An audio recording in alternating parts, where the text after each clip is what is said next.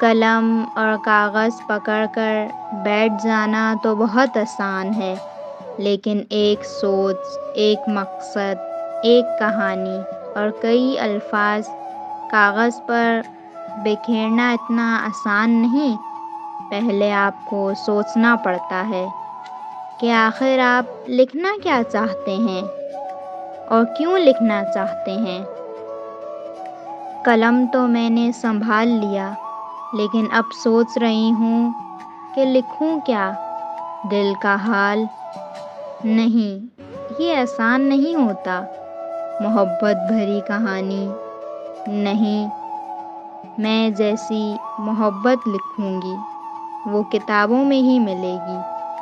ایک دکھ بھری کہانی؟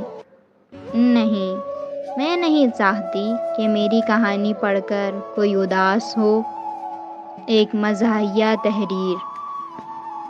ہاں، اس کو پڑھ کر لوگ ہنس تو لیں گے، لیکن میری کہانی سے انہیں کوئی سبق ملے گا کیا؟ اف۔ میں اپنا تعارف کرواتی چلوں۔ میرا نام مہوش، ایک عام سی رائٹر جو اپنی سوچ کو لفظوں کی صورت میں پیش کرتی ہے تاکہ دوسرے اسے پڑھ سکیں اور وہ دیکھ سکیں جو میں انہیں دکھانا چاہتی ہوں۔ میرے بہت سوچنے کے بعد ایک خیال میرے دماغ میں آیا۔ مجھے میری ایک قریبی دوست نے بطور تحفہ ایک ڈائری گفٹ کی تھی۔ میں نے سوچا اس میں لکھوں کیا؟ روزمرہ ڈائری لکھنا میری روٹین میں نہیں۔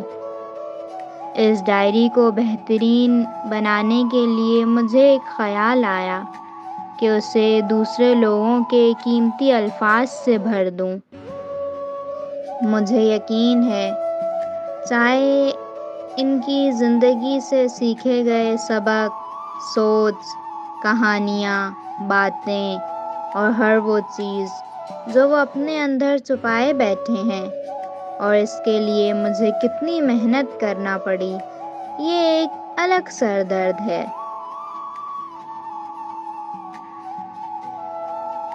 میں اپنے سرکل کے کئی لوگوں کے پاس ڈائری لے کر گئی۔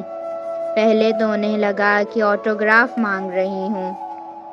ارے نہیں، میں موتی اکٹھا کرنا چاہتی ہوں۔ ہر فرد کو پہلے ایک لیکچر دینا پڑتا، پھر جا کر بات بنی۔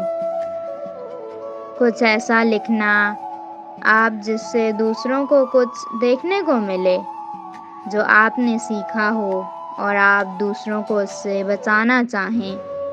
اپنی لائف کے کچھ قیمتی پل۔ آپ اس دنیا میں خود کو کیسے دیکھتے ہیں؟ آپ کے خواب کیا ہیں؟ اور کیا پایا، کیا کھویا؟ آپ اس دنیا میں کون سا کردار نبھا رہے ہیں؟ اگر آپ چاہیں تو اپنا نام مت لکھیں، لیکن کچھ اچھا ضرور لکھیں۔ یہ درخواست ہی سمجھ لیں۔ بہت سوالات تھے جو میرے ذہن میں آ رہے تھے۔ 2 مہینے کی خواری کے بعد میری ڈائری مکمل ہو چکی تھی۔ قیمتی الفاظ، دل سے نکلی باتیں، مسکراہٹیں، آنسو۔ کیا اس سے قیمتی کچھ ہو سکتا ہے کہ کوئی آپ کو اپنے الفاظ دے دے؟ تو پیش خدمت ہے میری ڈائری کے صفحے۔ پہلا صفحہ۔ پہلے صفحے پر اس کا نام لکھا تھا، مہوش ناز، پیاری لڑکی۔ ہر کسی کے زندگی میں بہت مسائل اور بکھیڑے ہوتے ہیں۔ زندگی انسان کو بہت کچھ سکھاتی ہے۔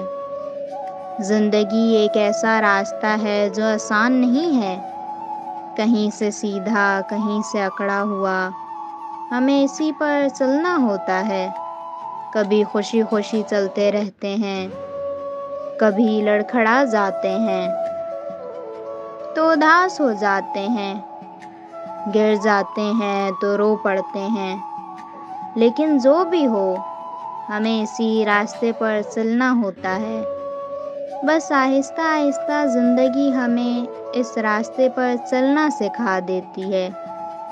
راستہ آسان نہیں ہوتا، بس ہمارے چلنے کا طریقہ بدل جاتا ہے۔ تمہاری اتنی منت سماجت پر بھی اپنی ہی زندگی کی کہانی لکھوں گا، تاکہ تم وہ سیکھ سکو اور بچ جاؤ جسے کر کے میں نے بہت کچھ کھو دیا۔ میں جب چھوٹا تھا تو ہمارے گھر کے حالات کچھ خاص اچھے نہیں تھے۔ خرچے پر ہمارا ہاتھ بہت تنگ تھا۔ مشکل سے گزرا ہوا وقت ابھی بھی یاد آتا ہے۔ مشکل سے گزارا ہوتا تھا۔ کئی خواہشات دبانی پڑ جاتی تھیں۔ میں چھوٹا تھا بہت، اسی لیے شروع میں نے اس چیز کو زیادہ محسوس نہیں کیا، لیکن آہستہ آہستہ اسی ماحول میں بڑا ہوتے ہوتے میں سمجھنے لگ گیا کہ کمپرومائز کسے کہتے ہیں۔ بچپن میں ہم جس ماحول میں رہتے ہیں وہ ہمارے ذہن پر اور ہمارے تربیت پر بہت زیادہ اثر چھوڑ دیتا ہے۔ چھوٹی چھوٹی چیزوں کے لیے اداس ہونا، خاموش ہو جانا، سوچ کو رد کر دینا، یہ سب میری عادت بن گئی تھی۔ کرنا ہی پڑتا ہے۔ ہم باغی بن کر اپنے والدین کو کوس نہیں سکتے کہ یہ سب انہی کا کیا دھرا ہے۔ خیر، میں نے اتنا سوچ لیا تھا کہ کچھ بنوں گا اور اپنی ہر خواہش بڑے ہو کر پورا کروں گا۔ ایک دن ایک کامیاب آدمی بنوں گا۔ وہ دن آئے گا جب میرے پاس سب ہوگا، سب۔ کسی خواہش تو کیا، کسی سوچ کو پورا کرنے کے لیے بھی سوچنا نہیں پڑے گا۔ اور اس کے لیے میں نے بہت محنت کی، پڑھائی دل لگا کر کی، محنت کی، پارٹ ٹائم جاب کی، اور جانتی ہو مجھے وہ سب کچھ مل بھی گیا، لیکن مجھے بہت کچھ کھونا بھی پڑا، بہت کچھ۔ میری کہانی ایک ہی دفعہ میں پوری نہیں ہوگی، کچھ صفحے بعد بقایا حصے، ساتھ میں مسکراہٹ تھی۔ مہوش بے چین سی ہو گئی۔ ایک پل کو دل میں خیال آیا، فوراً آگے بڑھ کر پڑھ لے، لیکن باقی صفحوں پر کچھ نہ کچھ لکھا تھا۔ آگے جا کر پڑھ لوں گی۔ وہ نہیں جانتی تھی کہ یہ کس کے الفاظ تھے۔ دوسرا حصہ۔ ڈیئر مہوش، جب تم نے مجھے ڈائری دی تو مجھے اپنا آپ ایک سیلیبریٹی جیسا لگا۔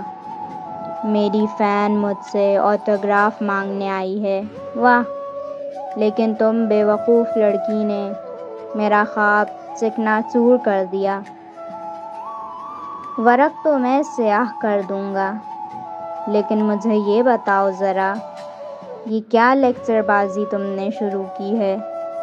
حد ہو گئی، مطلب کہ اگر ایسے ہی لوگ اپنے کارناموں کے بارے میں بتانے لگے تو سب کے چہرے سیاہ نظر آنے لگیں گے۔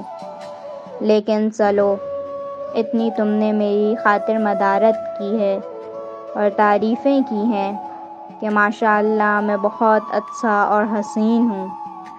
نوٹ: یہ میرا اپنا بیان ہے، جی نہیں میاں، مٹھو کا قلب دینے کی ضرورت نہیں ہے۔ تو میں نے سوچا کچھ بیان بازی ہی کر دوں۔ دیکھو، میری ڈائری پڑھ کر یہ نہ کہنا کہ استغفر اللہ، لکھائی بہت گندی ہے۔ ایک دفعہ کا ذکر ہے کہ کچھ سال پہلے میری جامع میں ایک لڑکی ہوا کرتی تھی۔ میں چونکہ زیادہ لائق نہیں تھا، اسی لیے زیادہ تر آوارہ گردی میں مصروف رہتا تھا، اور کچھ دوست بھی ایسے ماشاءاللہ لفنگے تھے کہ میں سیر تو وہ سوا سیر۔ 1 سال ہی ہم نے کلاسز بنک کر کے گزاری، خوب موج مستی کی اور کھانوں اور آوارہ گردیوں پر پیسے اڑائے۔ میں ہی جانتا ہوں کہ امی وہ پیسے کتنے مشکل سے دیتی تھیں، اور میں نئے نئے بہانے کرتا کہ امی نوٹس لینے ہیں، کتابیں لینی ہیں، وغیرہ وغیرہ۔ یہ نہیں تھا کہ ہمیں پیسوں کی کمی تھی، لیکن اتنی عیاشی والے دن نہیں تھے ہمارے کہ بلا جھجک ہم پیسے اڑاتے۔ امی ہمیشہ کہتی رہتیں، پڑھ لو، باپ پیسے درختوں سے توڑ کر نہیں لاتا۔ لیکن میں ٹھہرا ڈیٹھ، اثر ہی نہیں ہوتا تھا۔ دوسرے سال کے شروع میں فریشرز آئے۔ ہم پرینکس بھی بہت کرتے تھے، لیکن میرے یار دوستوں کو ایک پرینک سوجا، اور یہ پرینک میری زندگی کا سب سے برا پرینک تھا، جس نے سب بدل دیا، یہاں تک کہ مجھے بھی۔ وہ ایک بے حد معصوم سی لڑکی تھی، بہت زیادہ گوری چٹی تو نہیں تھی، لیکن اس کے چہرے کے نقوش بہت پیارے تھے۔ اس کی آنکھیں گہری تھیں، معصومیت سے بھرپور۔ وہ ایک سیاہ چادر اوڑھے رکھتی تھی۔ علی کا کہنا تھا کہ اسے الو بنایا جائے۔ کیسے؟ ڈیئر مجھے دیا جا چکا تھا۔ پہلا دن: سنیے، میں آپ کا سینئر ہوں، پڑھائی میں کوئی مدد چاہیے ہو تو بتانا۔ ایک مسکراہٹ کے ساتھ کہہ کر میں پلٹ آیا، اور وہ گھبرا گئی تھی۔ دوسرے دن بھی میں اس کے پاس گیا اور اس کو اپنے نوٹس دیے، جو لائک کلاس فیلو سے اپنے وقت میں چھاپا مار کر لیے تھے۔ لیکن مجھے نہیں چاہیے، اس نے سادہ اور دھیمے لہجے میں کہا۔ رکھ لیں، کام آئے گا۔ اور اس نے میرے اصرار پر رکھ لیے۔ کچھ دن یوں ہی میں اس کے پاس جاتا رہا، اس کی مدد کرتا رہا۔ 1-2 ہفتے بعد میں نے اپنا ڈیئر پورا کر لیا۔ سنیں، آپ بہت اچھی ہیں، میں آپ کو پسند کرنے لگا ہوں۔ ہمیشہ ایسی رہنا۔ آپ اور کوئی بھی بات ہو تو میں ہمیشہ حاضر ہوں۔ مجھ سے زیادہ آپ کو بھلا کون چاہ سکتا ہے؟ میری اس بات پر پہلے وہ گھبرائی، لیکن پھر مسکرائی اور فوراً مڑ گئی، اور پھر خود میرے پاس کوئی مدد لینے آنے لگی۔ میرے دوستوں نے مجھے داد دی کہ میں نے کیسے بیوقوف بنایا ہے اسے، اور میں ہنس دیا، اور میں ہنسنا بھول گیا جب میں نے دیکھا کہ وہ یہ سب سن چکی ہے۔ ارے یہ لوگ مذاق کر رہے ہیں بس، میں نے صفائی دینا چاہی۔ سچ؟ اس نے گھبرائی ہوئی آواز میں پوچھا۔ میں جواب نہ دے سکا، کیونکہ میرے دوستوں کے کہکوں میں میرے الفاظ دب گئے۔ ایک لمحے میں اس کی آنکھوں میں نمی تیرنے لگی۔ کسی نے اسے پکارا تو وہ فوراً پلٹی اور چلی گئی، ہمیشہ کے لیے۔ اور اس نمی میں میں آج بھی تیر رہا ہوں۔ وہ 3 ہفتوں بعد مجھے کسی جونیئر نے ایک رقعہ دیا۔ دوسروں کے احساسات کے ساتھ کھیلنا بہت آسان ہے، دوسروں کے خواب چھیننا اور بھی آسان ہے۔ جانتے ہیں آپ کتنی مشکل سے مجھے آگے پڑھنے کی اجازت ملی تھی؟ آپ کی وہ مہان باتیں میرے بھائی نے سن لیں، اور میں قید ہو گئی، میرے خواب چھن گئے۔ تم قاتل ہو شہباز، میری خوشی، میرے خواب اور میرے قاتل تم ہو۔ میرے دل کا حال کیسے بدلا میں نہیں جانتا، میں کیسے بدلا یہ بھی نہیں جانتا۔ وہ مجھے کبھی نظر نہیں آئی اور میں اسے کبھی بھول نہیں پایا۔ میں سنجیدہ ہو گیا اور وہ نہ جانے اس دنیا میں کہاں کھو گئی، معلوم نہیں بے وقوف وہ تھی یا میں۔ یہ چند سطور آج بھی میرے ذہن میں تازہ ہیں، وہ آنسو اب بھی مجھے ڈبوتے ہیں۔ انجانے میں ہی سہی ہم دوسرے لوگوں کا بہت نقصان کر دیتے ہیں، ہم انجانے میں ہی لوگوں کی زندگیوں کی ڈوریں پکڑ لیتے ہیں اور اپنے ہاتھوں سے ان کا خسارہ کر دیتے ہیں۔ تو ڈیئر، میں تو نقصان کر کے ایک پچھتاوے کے ساتھ کافی آگے بڑھ آیا ہوں۔ شادی ہو گئی، بچے ہو گئے، اب تمہیں میری کہانی سے کیا سبق ملتا ہے؟ وہ تم مختصر کرتا ہے کہ تم کسی چیز کو کسی نظریے سے دیکھ رہی ہو۔ دعاؤں میں یاد رکھنا، شاید دعاؤں سے ہی میری غلطیاں جھڑ جائیں۔ تمہارا سب سے پیارا کزن، شہباز علی۔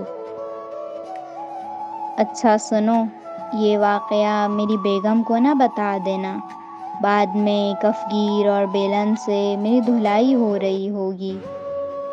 خوش رہو، کیونکہ جو ہو گیا سو ہو گیا۔ آگے بڑھو، سبق سیکھو، ہو سکے تو ازالہ کرو، ورنہ اللہ سے دعا کرو کہ وہ سب بہتر کرے۔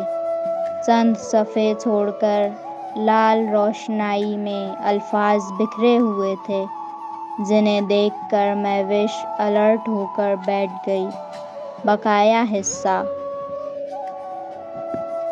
تیسرا حصہ۔ میں اس وقت 12ویں جماعت میں تھا۔ اپنی پڑھائی کے دوران میں چھوٹی موٹی جاب ڈھونڈتا اور کر لیتا۔ جاب مل جانا بھی ایک الگ ہی سیاپا تھا، اس کے لیے بھی بہت خواری کرنی پڑی۔ ان جاب سے ملنے والے پیسوں سے گھر میں تو خاص فرق نہ پڑا، لیکن میری فیس کے لیے پیسوں کا ضرور بندوبست ہو جاتا۔ میں امی ابو سے پیسے مانگنا نہیں چاہتا تھا، کیونکہ اس کے بعد یہ میں اچھی طرح جانتا تھا کہ مجھے کیا کیا سننے کو ملے گا۔ یہ تو میں سمجھ گیا تھا کہ کامیاب ہونے کے لیے علم حاصل کرنا بہت ضروری ہے۔ تو یوں ہی زندگی گزرتی رہی، میں پڑھتا، کام کرتا اور اپنی الگ ہی دنیا میں مصروف۔ گھر والوں سے کھانے کے دوران یا کبھی کبھار بات چیت ہو جاتی، میں بس ان سے کٹ کر رہ گیا تھا، کام اور کتابیں بس۔ یونیورسٹی لائف میں میری زندگی میں ایک نیا موڑ آیا۔ محبت۔ ہاں، مجھے محبت ہو گئی اپنی کلاس میٹ سے۔ وہ حد درجہ خوبصورت اور فیشن سینس کی مالک تھی۔ اسے دیکھ کر یوں لگتا کہ وہ ابھی اٹھے گی اور ریمپ واک کرے گی، لیکن میں اسے دیکھتا رہتا اور مجھے محبت ہوتی رہتی۔ محبت ہی تو ہے، ہوتی رہے گی، تم دیکھتے رہو گے، وہ دل میں اترتی رہے گی۔ ہمارے درمیان کلاس فیلو ہونے کے ناطے سلام دعا کے علاوہ کوئی بات نہیں ہوتی تھی۔ میرا دل چاہتا میں اسے سنتا رہوں۔ میں نے اس سے دوستی کے لیے ہاتھ بڑھایا اور اس نے تھام لیا۔ عالیہ قریشی میری دوست بن گئی، باتیں ہونے لگیں، ملاقاتیں ہونے لگیں۔ میں اس بھنور میں پھنستا چلا گیا۔ اپنے سیمسٹر کے فائنل سے پہلے میں نے اس سے اظہار محبت کیا، اور جانتی ہو اس نے کیا کہا؟ اس نے کہا۔ مہوش نے صفحہ پلٹا۔ آگے کسی اور کی لکھائی تھی۔ اف، پھر انتظار۔ چوتھا صفحہ۔ لوگ کہتے ہیں محبت اندھی ہوتی ہے، لیکن مجھے تو محبت دیکھ کر ہی ہوتی ہے۔ جب جب میں دیکھوں میری محبت گہری ہو جاتی ہے۔ ارے نہیں نہیں، میں کسی انسان کی بات نہیں کر رہی، اس خوبصورت دنیا کی بات کر رہی ہوں۔ ہم انسانوں کو لوگوں میں پتہ نہیں کیا نظر آتا ہے جو محبت کا روگ لگا لیتے ہیں۔ میں تو حسین منظر دیکھ لوں تو تھوڑی دیر کے لیے اپنا آپ بھلا دیتی ہوں۔ مجھے اس دنیا کے سارے حسین منظر اپنے سحر میں جکڑ لیتے ہیں، اس لیے مجھے لوگوں کی محبت سے کوئی سروکار نہیں۔ ہاں ٹھیک ہے، آپ سب کرو محبت، لیکن مجھے حسین منظروں کی طرف سے جو فیلنگ آتی ہے وہ لوگوں سے نہیں آتی۔ ٹیمپریری محبت سے بڑے روگ بھی ہیں اس دنیا میں۔ آج ادھر دل لگ گیا، دل ٹوٹا، کل ادھر لگا لیا، بے نام رشتہ، بے لوث محبت۔ میں نے زندگی سے بڑا کوئی کھیل نہیں دیکھا۔ میں اس کھیل کا ایک کھلاڑی ہوں جسے کھیلنا ہے، اور کھیلے بغیر وہ گیم سے باہر نہیں جا سکتا۔ اس لیے اسے جان ہارنی پڑے گی، اور جیتنے کے لیے اسے کھیلنا پڑے گا۔ ہر لیول سے گزرنا ہوگا۔ جب تک مر نہیں جاتے تب تک۔ میں اس کھیل میں اس قدر گم ہوں کہ مجھے وقتی طور پر ملنے والی محبتیں، خوشیاں اپنے چارم میں نہیں لیتی۔ میں بس اپنی زندگی کو اچھا بنانے، خود کو اچھا بنانے اور اپنے پاؤں پر کھڑا ہونے میں مصروف ہوں۔ یہ آج لوگ پتہ نہیں کیسے ابھی زمین سے نکلے نہیں ہوتے، اور محبت کا وائرس دل، گردے، پھیپھڑوں ہر جگہ لگا کر بیٹھ جاتے ہیں۔ میری زندگی کے کچھ گولز ہیں: ایک اچھا انسان بننا، ایک اچھا مسلمان بننے کی کوشش، اور پھر انڈیپینڈنٹ ہونے کی کوشش۔ اور میں ایسا بننا چاہتی ہوں کہ مجھے صرف میری ضرورت پڑے، لوگوں کی نہیں۔ میری ایک سوچ ہے کہ اگر آپ لوگوں کو اور ان کی باتوں کو اگنور کرنا سیکھ لیں تو زندگی تھوڑی خوشگوار ہو جاتی ہے۔